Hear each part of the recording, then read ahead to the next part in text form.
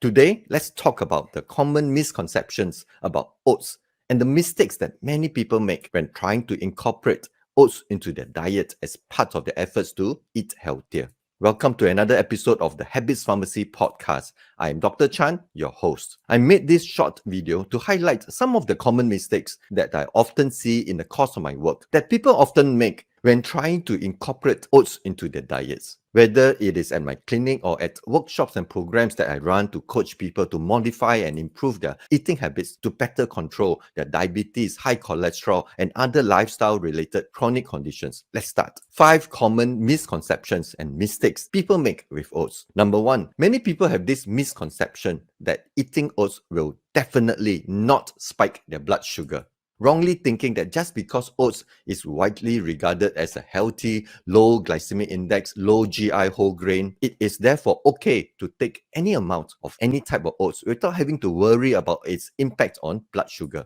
Here are the facts. Oats is a low to medium GI food, with glycemic index ranging from the low 50s to the 60s. Oats will still cause blood sugar spikes, albeit lower spikes than food with higher GI. And the impact on one's blood sugar after taking oats is affected by many factors, including cooking methods, what other foods are added into the oatmeal, as well as the type of oats used. In general, the least processed types of oats, such as oat groats and steel-cut oats, have lower GI than the more processed types of oats, such as quick-cook or instant rolled oats. So, even though oats is generally regarded as a healthier, lower glycemic index, lower GI whole grain, one must still be mindful of the portion size, the type of oats used, cooking time, and what other foods are added to make the oatmeal, so as to minimize blood sugar spikes, especially for people who need to control their blood sugar, such as people with diabetes. Number 2, many people have this misconception that instant or quick cooking rolled oats are nutritionally inferior to the less processed steel-cut oats or oat groats.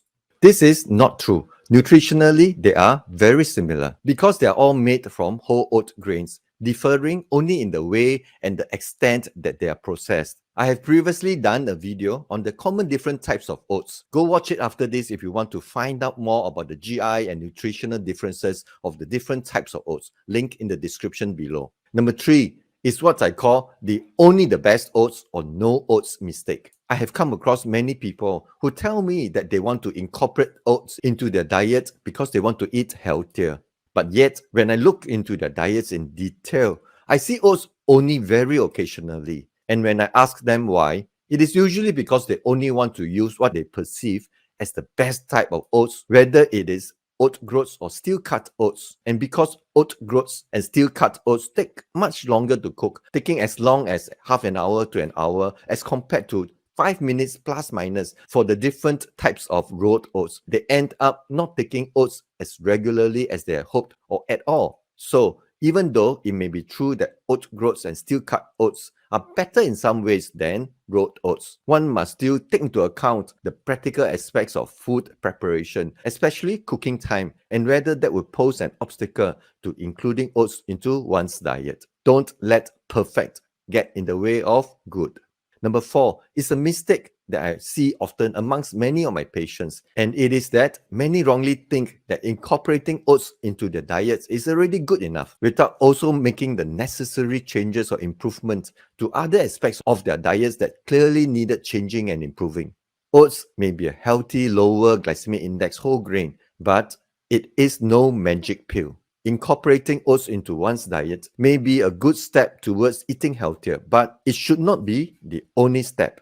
If we want to fully optimize our diets for health, we ought to look at our eating habits holistically and then make the necessary changes and improvements to all aspects of our eating habits to the degree that we are willing and able to. Just adding oats to one's diet is a good first step towards that, but it is in no way enough. Number 5 is a mistake that I often see people make with all foods that have a reputation of being healthy or nutritious, including oats. And that is that many people are often so impressed by or distracted by the healthy halo of the presence of oats in oats-containing food products that they do not pay enough attention to the rest of the ingredients in these oats-containing food products. For example, An oat drink that contains lots of sugar is still an unhealthy high sugar drink. An oats containing snack that also has other ingredients that are generally considered unhealthy is still an unhealthy snack,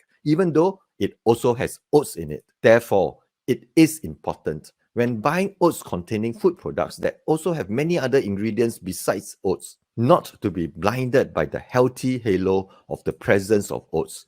Make sure that the food product as a whole is healthy. Look at the ingredients listing carefully. Make sure it does not also include other ingredients that you would normally consider unhealthy.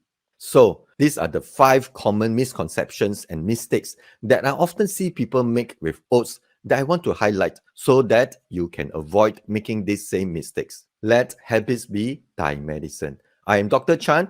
Eat well and be well. Take care.